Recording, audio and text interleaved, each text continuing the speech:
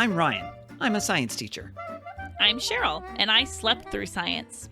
Each episode will tackle a science question you may have learned in school, but can't quite remember or fully explain.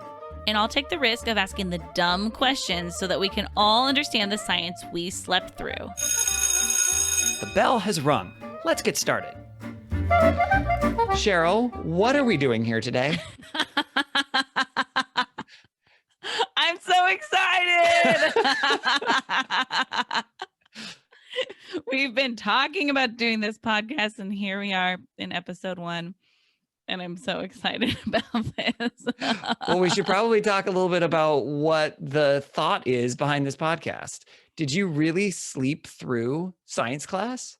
No, the only time I ever slept in school was when I was in high school, and our band director would give us sometimes, or he would let us like just have a little power nap, because he was like, teenagers, it's been shown they're not supposed to be up this early. Like their prime sleep hours are these things. And it was first period band. And so he'd be like, I'm going to turn off the lights, take a power nap, and then we'll get going. Other than that, Nice. I never slept in school. I never wanted to get in trouble. Yeah. But do I remember anything from science class? I remember in 8th grade that my science teacher was British and had a really fun accent. And there was a moment when he was lecturing about like how quickly things dissolved. And I remember him saying, if you divide this sugar cube in half, it will dissolve faster. And I think I remember that fact because I would quote like, oh, science is interesting because he has a fun accent. And then I would quote him because I remember him being very passionate when he said that. Okay. So I remember that things dissolve faster if they're divided in half. Yes, that is a true statement. There's more to it than that, but that is a true statement. Maybe we should add that one to our list. So I did not really sleep through science, but are you really a science teacher? Yes, I am really a science teacher. I have been a science teacher, I don't know, 14 years, 15 years, something like that. That's so cool. Yeah. So like I'm legitimately a science teacher and I pretend like I know what I'm doing. That's an important part of teaching. It's integral to teaching, is pretending like you know what you're doing. Although I also think the older you get, the more that's just life in general, is that you pretend like you know what you're doing. Mm-hmm. Oh, for sure. Yeah. And then eventually you convince yourself that you do, even though you don't. Yes. Yeah. There we go. Solved it.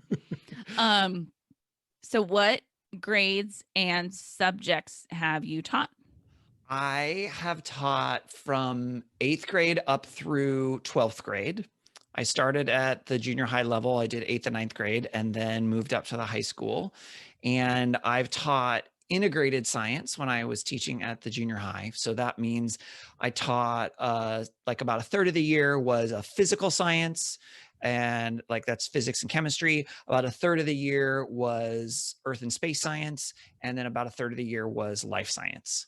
So I've done that. I did, for the bulk of my teaching career, I taught physical science, which again is kind of a combination of physics and chemistry, some earth science, some astronomy, some of that all wrapped in together. And then currently I'm teaching biology and a couple of astronomy electives that I created because astronomy is kind of my favorite science. That's so cool. I think of you as an astronomy teacher and always have to be careful to not say astrology teacher. I appreciate that. That would be very different. Mm-hmm. Because I used to work at a camp.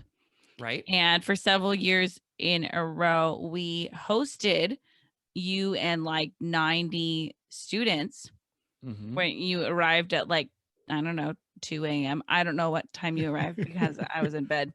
Yep. And you guys had done a field trip to an observatory. Yep. I want to say. Yeah. In Goldendale in Eastern Washington. Mm-hmm. Yeah. And so it's like, oh yeah, Ryan's an astronomy teacher because of that trip. Yep. And I am. And actually, because I actually teach more astronomy classes during the day than I do biology classes now, which is awesome. I mean, I enjoy teaching biology also. I would say biology is my first love science. When I first recognized that I really enjoyed and loved science was my 7th grade life science class, which is biology. And so that's when I first kind of fell in love with science. But over time, I've found that even though I still really enjoy biology, astronomy is what I'm the most fascinated by now and what I'm the most interested in. And I've also found that in general, just people out in the world tend to be fascinated by astronomy, whereas Mm. not it's more inconsistent where people are interested in physics or biology or chemistry or earth science, and there's things that I think everybody can find interesting about them, but astronomy seems to be something that it's pretty easy to find people who are interested. Yeah, I would agree with that. Yeah. Yeah, Yeah. So if I'm a Taurus, what does that mean about my love of adventure? it means that you're believing lies. That's what it Oh, okay. means. Yeah. Cool. Mhm. Got it. Because where the sun is when you're born has nothing to do with your personality. We can do a So good. whole episode just on that at some There we point if you go. want. Yeah. Yeah. You can debunk that. Um, I just remembered another thing I learned in science class. I Oh think yeah, most of what I remember from science classes are things that made me laugh. So there's a hot that's tip for that makes you. sense. Yep. Um, is in college, I had some sort of science class, and the teacher was talking about like if a larger object hits a smaller object. Specifically, he was using cars as an example, that Uh-huh. more damage would be done to the smaller one Yep. than to the bigger one. Mhm. And so he was like, so if you're gonna hit something, hit a person because it will do the least damage to your car. Oh my gosh. Well, there you go. It stuck with you. Yeah. Yeah. And so that's why I refuse to hit other cars when I get in accidents. You Yeah. only hit other people. Yeah. Oh, absolutely. Yeah. Yeah. I mean, it was really good advice. Yeah. Yeah. On the flip Great. side, he said if you hit something like a telephone pole, it would do a ton of damage because that won't move at all. Right. Right? Is that why? Yep. Apparently, there's a lot we need to talk about on this podcast. Well, it's a good thing we've got the podcast then, huh? Yeah. Yeah. So, why are we doing this podcast, Ryan? Well, because you said that you essentially slept through science. You didn't actually sleep through science, but you don't remember as if you were awake through most of science. But you Mhm. keep running into these things that are science related that you have questions about. And I love answering science questions because I think science is amazing and super fascinating. And we realized that we could probably make a podcast where you ask science questions and I do my best to answer them. Yeah. And we should say we already have a podcast. We do. We are currently podcast partners. And so I think that makes this a little easier for us, Yep. just tack on another one. And our podcast is about travel, our other Yep. podcast. And one of the things that has come up is that there are times when I don't know things about geography, about people groups or nations, and I end up asking kind of stupid questions.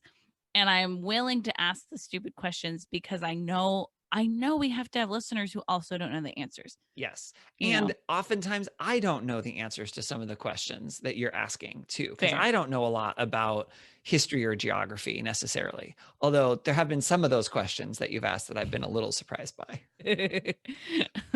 Yes. And so this feels similar where Okay.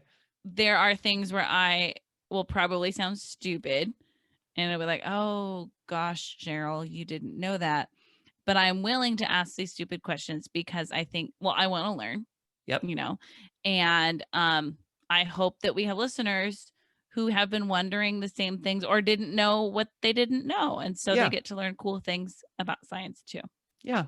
And one of the things for me as a science teacher and science educator is oftentimes people are afraid of having a stupid question like you described it, when really a lot of people have that exact same question. And Mm. so the fact that you have the courage to ask those questions, I think is going to it means that you will actually understand more and appreciate the world more because you're willing to ask those questions. And most of the time, those questions that we feel like are stupid questions aren't actually stupid questions. And there are really good reasons why we don't know those things or why we misunderstand something. So I'm brave. You Not are. stupid. That's exactly right. Well, and it's so interesting. I feel like education is wasted on the young. It is. It's true. Because there are so many things in school that I felt like I will never use this in my real life. Yep. So why learn it? And it felt like that was Yep. the only point of learning anything was if I directly needed it in a job. And that's assuming for a young person, that's assuming that you know what your job is going to be. Yep. When you're older. I've had several career changes, so who knows what I'll need to know in the future.